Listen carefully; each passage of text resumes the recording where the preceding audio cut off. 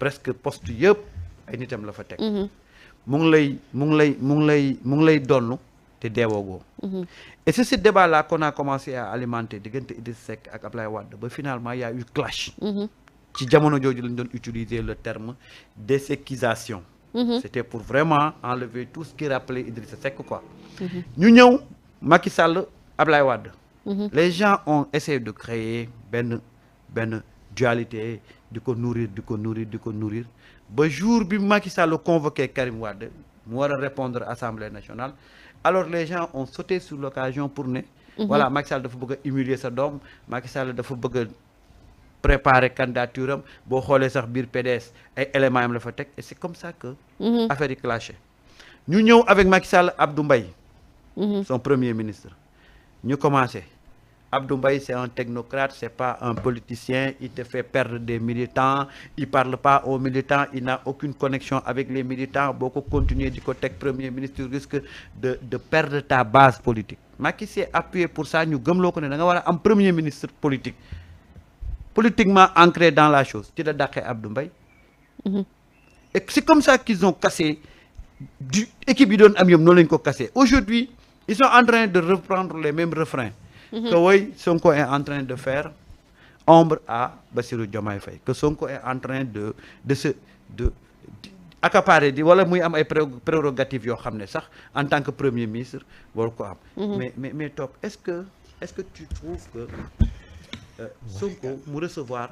des ambassadeurs accrédités est-ce que ça doit faire l'objet d'un débat? Bu fekkee si gars yi amul benn niveau la. maanaam ñi nekk ci li gën a terre à terre li gën a doyadi. mën a nekk débat ci ñoom. mais ñi nga xamante ni dañoo xam fonctionnement wu état ak urgence yi nga xamante ni si la Sénégal toll. ak président de la République ci yitte yi nga xamante ni war na si dox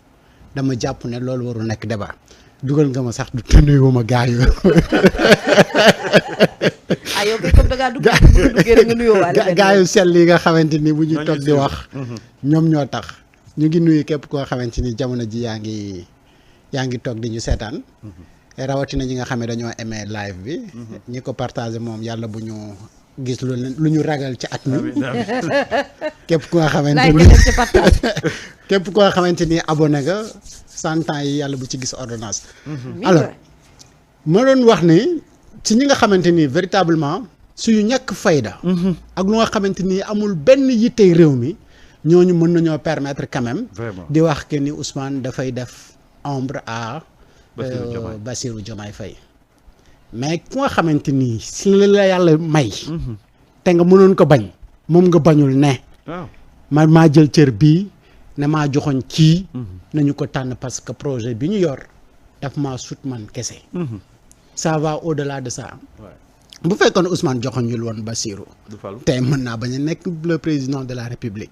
mais ci hauteur bi nga xamante ni am na ko moo xam ne sa waay mbir mi du mbirum kenn mais mbirum ñëpp la donc ñun ñëpp ñoo ci war a bokk et en plus keroog ñu ngi ko fi waa ak Pa Assane suñu ambassadeurs yi dayoo yu ñu mënti am da ngay gis ñuy rencontrer yenn présidents yi bu ñu demee ci réew yooyu yow de da nga mel ni ku fekkee waxtaan c'est-à-dire yow ak Samba da ngeen message mais oui mais lui il a fait la même réflexion en fait mais c'est-à-dire boo bëggee ñun tuutal wala dayadil suñu président ba fu waay jógee rek président bi war naa mën a am moom jot bu toll ni dina ñëw waxtaan ak moom vraiment et ñu def fii ministère bu tudd ministère des Sénégal des affaires étrangères bu nga xamante ni diplomatie bi moom moo koy gérer mais ambassadeurs yeeg ñooñu mais diplomatie moom moo tax ñu toog fii donc ñoom am nañu interlocuteur direct bu nga xamante ni moom la ñu war a mën a waxtaanal mais nee naa ambassadeur yu États-Unis premier ministre Sénégal recevoir leen lu rëy la war a non lu rëy la parce que ministre des affaires étrangères moom moo la war a recevoir normal bu fekkee ni nag waxtaan wi daf ko jéggi mu ne dinaa rendre compte sama premier ministre premier ministre bi wax ak moom bu fekkee daf ko jéggi loolu dayee président de la république la mais mu wax ak moom mais président de la république buy wax ak fii président la war a waxal absolument ñoom la tollool dayoo mais bu fekkee ni nag fu waay jógee rek ñëw asalaamaaleykum président daf la war a recevoir mais bu ñu ñàkkal fayda suñu président yi ba foofu vraiment donc ñi nga xamante ni dañuy assister débat boobu noonu je pense que ni vraiment fi ñuy wër du foofu. moi je dis que c'est des complexes. non c'est dañoo bëgg a def lu leen saf rek ak bëgg a def lu leen neex déggoo li ma la wax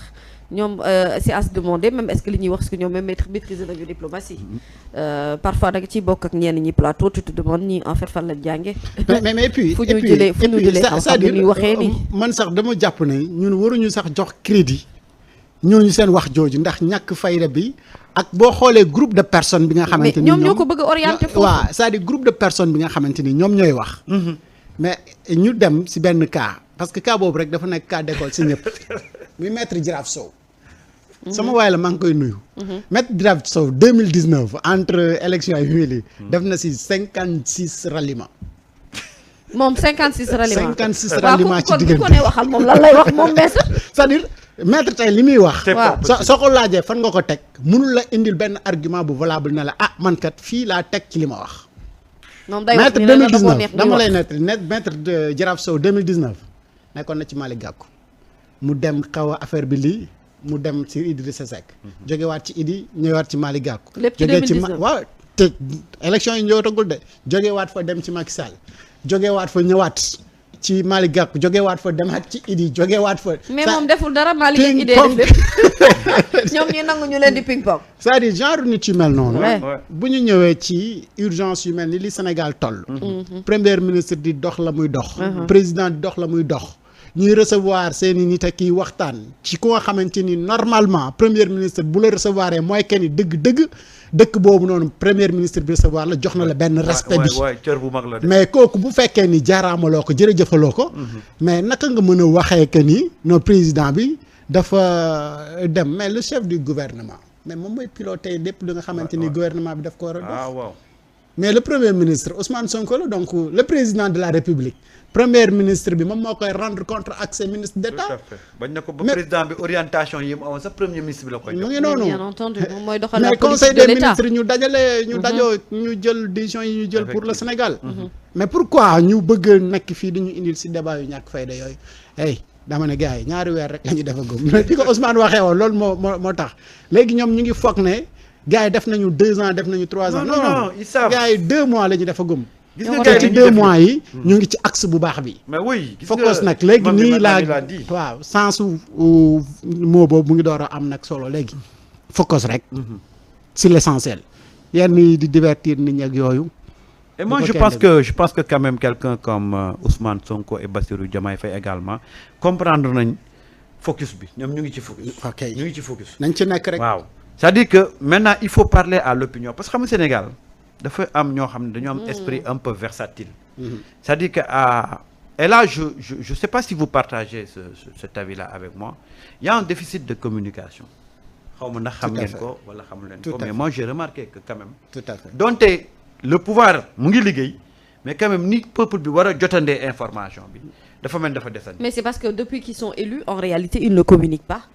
et c'est pour ça que la sortie du président de parti Pastef Ousmane Sonko qui notamment est aujourd'hui le premier ministre de ce gouvernement sortie bi mu mujjee def en guise de rétablir un peu la vérité par rapport ak tout ce bruit là bi nga xamante ne moom lañ doon doxal loolu la amee sens xam nga dama wax ni bokk na ci li nga xam ne moo causé l'échec du président Macky Sall c'est que justement le président Sall et son gouvernement ne communiquaient pas ils n'en avaient cure de ce que les Sénégalais pensaient te dañu woon également partager li nga xamante ne moom mooy les actions de l'État est-ce que xam nga ne dans les pays développés wax dëgg yàlla je l'ai dit les actions gouvernementales que ça soit ministérielles ou autres chaque citoyen a le droit de pouvoir le consulter sur son téléphone et avoir accès à toutes ces informations et de manière simple claire et limpide Pastef dafa bokk ci li leen porté muy ay nit ñoo xamante ne dañoo yoroon seen communication di wër les plateaux télé et je dis souvent aujourd'hui défendre les idées du projet de Pastef et notamment action yi nga xam ne moom le gouvernement bi def ce n'est pas le rôle de journaliste c'est encore moins le rôle de chroniqueur sur les plateaux de télé c'est le rôle des politiques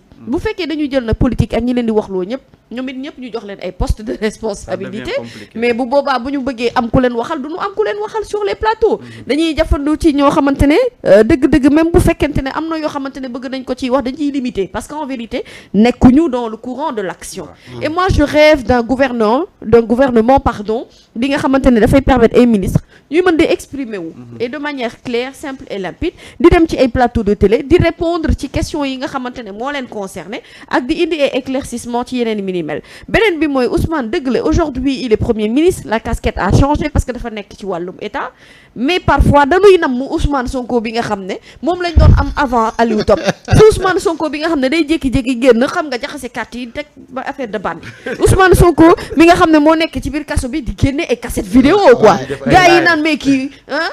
gouvernement bi affolé wu naan prison la ko tourné ak tourné wu ko prison ca période bañ ko barricade lañ ko defuñu ko ca période barricade bu Ousmane Sonko sàcc na téléphone u jàmbur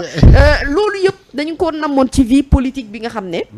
am na Sénégal ce gouvernement là bu bëggee réussir le pari li muy liggéey mu am visibilité il va falloir communiquer mettre les bonnes personnes à la place qu'il faut permettre aux communicants à leurs communicants à eux de faire ce rôle également d'informer li nga xamante ne moom mooy opinion bi ci lu ñuy liggéey xoolal par exemple la question de l'agriculture je t'en parle tout de suite mais toutes les décisions qui ont été prises et pourtant bénéfiques mais malheureusement askan wi amuñu ci accès tey jii am na ay décisions yoo xamante ne yi ñuy jël ci wàllu justice oui on parle d'assises de la justice est-ce que premier ministre ou pardon est-ce que le président dafa war a bokk ci conseil supérieur de la magistrature c'est-à-dire dañuy accès communication bi ci li nga xam ne moo leen intéressé ñoom mais en réalité informé wuñu opinion bi ci doxalin bi nga xamante ne moom la ñu ko bëgg a defee et ça même s'il faut le faire en plusieurs langues et être présent sur tous les plateaux ils n'ont plus le droit ñoom d'être inaccessibles ils n'ont plus le droit d'être injoignables ils ne doivent pas aussi en même temps jël poste yëpp jox ko ay ñoo xamante ne xëy na ñoo doon ànd ak ñoom xeex nañu dëgg la naam ci wàllum politique mais kan moo leen di plaider sur les plateaux de télé et malheureusement l'influence se fait sur les télés sur les réseaux sociaux sur les téléphones portables noonu la ñu bëgg a véhiculer te wax dëgg yàlla lu nu bëgg a défendre ay idées lu nu bëgg a défendre ay projets nekkuñu ci gouvernement bi on n'est pas dans l'enrôlement des choses yi nga xamante ne noonu la ñuy doxalee mbir yi maanaam ñun suñu connaissance dafa limité ce sont les seuls eux à pouvoir détenir la bonne information te dialogue bi dox ci seen diggante ñoom ak askan wi dara ci seen àdduna war a leen jaral ñu daggal ko. Oui, je pense bien.